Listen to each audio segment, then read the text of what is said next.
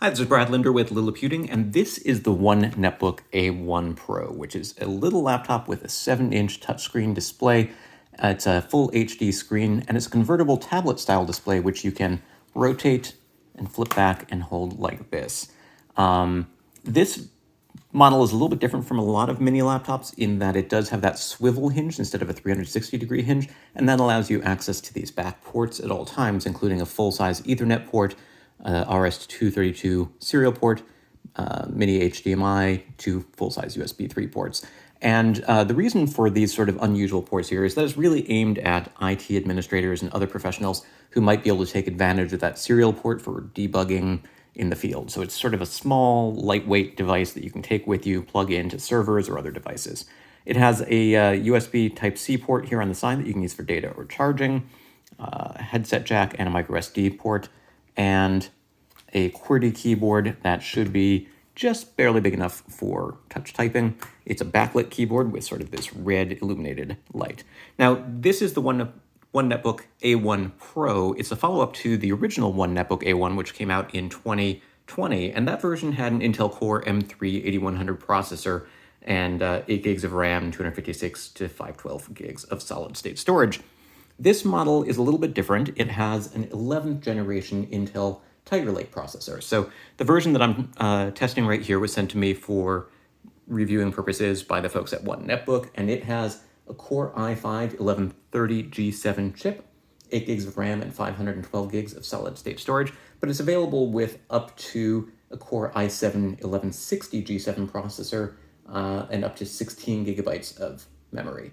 So it's a pretty powerful little computer.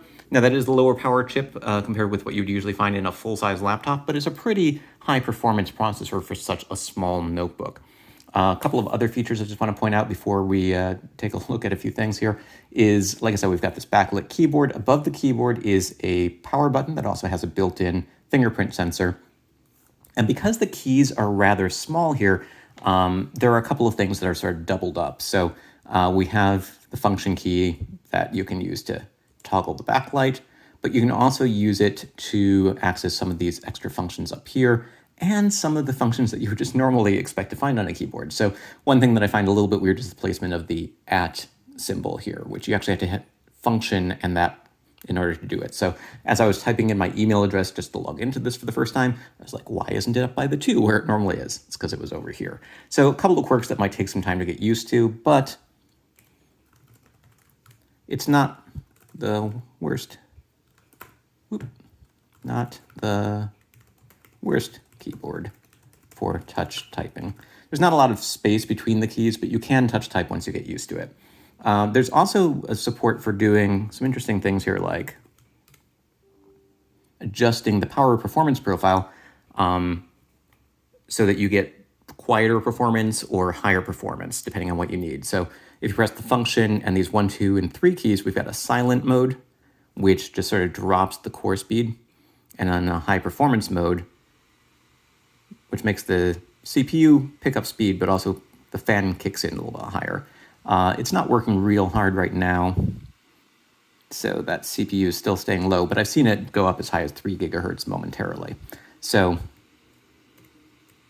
it's nice to have those options. Let's just go ahead and switch back to sort of the middle profile here.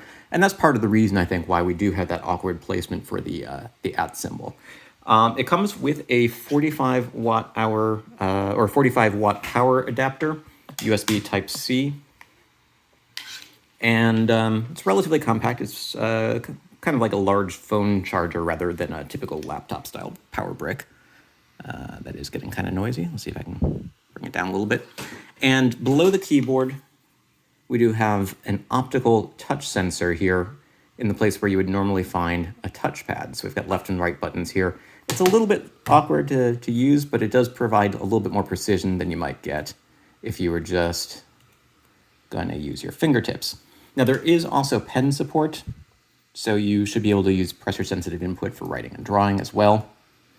This pen is not something that came with this. It's going to be an optional, it'll be optional if you want to buy a pen. It should support Microsoft Pen Protocol, I believe. But the reason I have this pen right now is because I've also been testing recently a very similar device from a rival called GPD.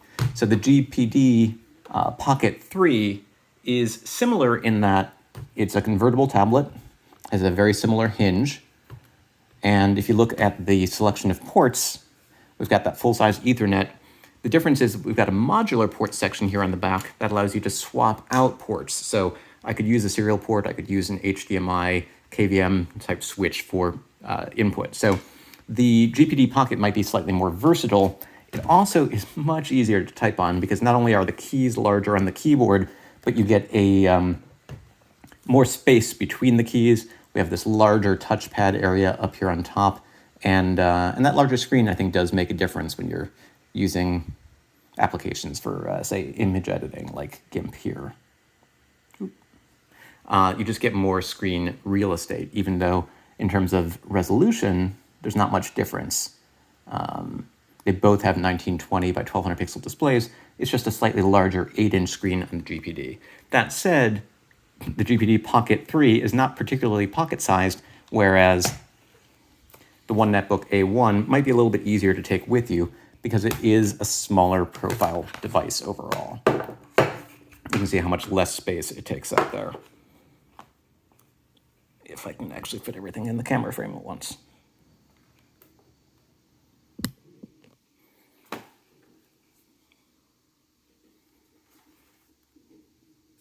So they're two similar devices aimed at, I think, a similar market.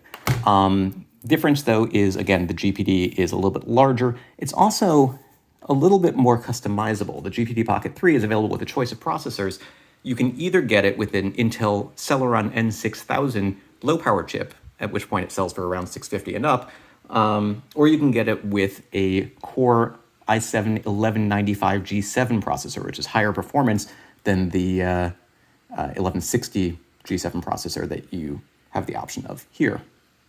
So, it's interesting to sort of see these two companies that have been making mini PCs over the years competing with each other yet again. And this time, GPD has a more versatile, I think, a more customizable option, and one that is available at a slightly lower cost, because while the original One Netbook A1 with a Core M3 processor sold for around $650 and up, or even a little bit less during a launch promotion when it first became available, these days, if you wanted to pick up the One Netbook A1 Pro edition, you're looking at $1,079 and up. That's the price for a version with a Core i5 processor, and a version with a Core i7 processor is going to be even more expensive than that. And so I think that makes this sort of a very niche device, a very sort of tough sell. But that said, it is a more powerful upgrade to the version that came out last year for people who do want a little bit more performance and don't mind a relatively cramped keyboard. It's going to be, the smaller size makes it a little bit easier to take with you than something like the GPD Pocket 3.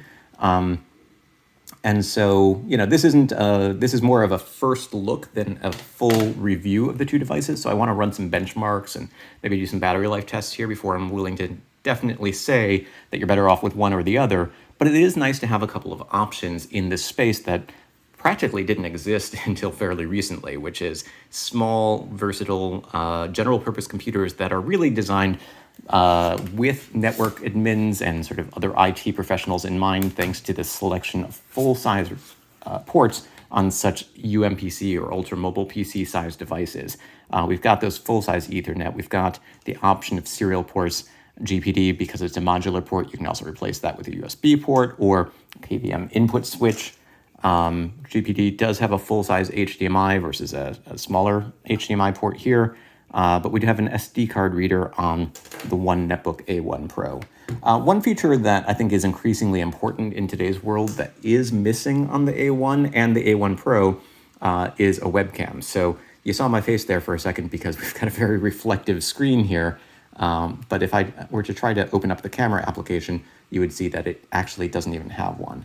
I believe there is a microphone. So you should be able to record a voice memo on it or even make voice calls. But if you wanted to use this for web conferencing or anything along those lines, you would probably need to plug in an external display. So there you go. That's the first look at the One Netbook A1 Pro mini laptop computer. Weighs just around 1.1 pounds or so. It's a thin and light device that in a second I'll be able to tell you if it really does have that microphone we were talking about. Let voice recorder access your microphone. And yes, we can record a voice memo on it.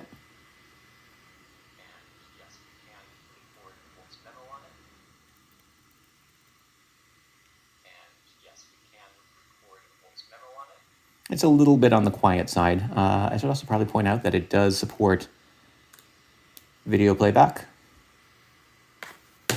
Hi, this is Brad Linder with Lilliputian and the GPD Pocket 3, which, as you can see, is a very small laptop-style computer here with an 8-inch display, a QWERTY keyboard, and a convertible tablet design, sort of an old-school convertible that allows you to flip the screen 180 degrees.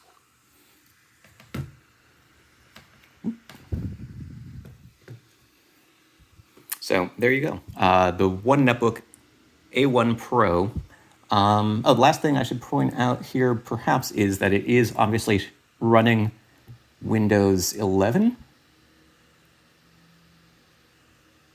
Out of the box, display scaling was set to 200%. I changed it to 175 to fit a little bit more on the screen there. You could obviously switch it all the way down to 100, but everything gets really pretty tiny at that on a 7-inch screen. So I think 175, maybe 150, but 200 is probably going to make a little bit more sense for most users. And then if you wanted to, you could run other operating systems other than Windows 11. It does support booting into the UEFI or BIOS settings and allowing you to boot from external storage. So in order to do that, you would just hit the delete key during startup, which it's taking a moment to get to, but here we go. And I'll show you that, like a lot of devices in this sort of modern mini laptop space, one oddity is that the screen will come up sideways. So you can navigate through it using the arrow keys as if it were in landscape mode, but it will be in portrait mode.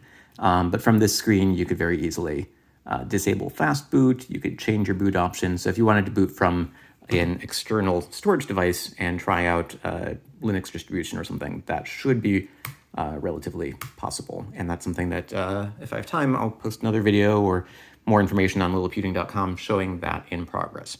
So, one Netbook A1, first look at the Pro version with a Core i5 or Core i7 Tiger Lake processor. This is Brad Linder with Lilliputian.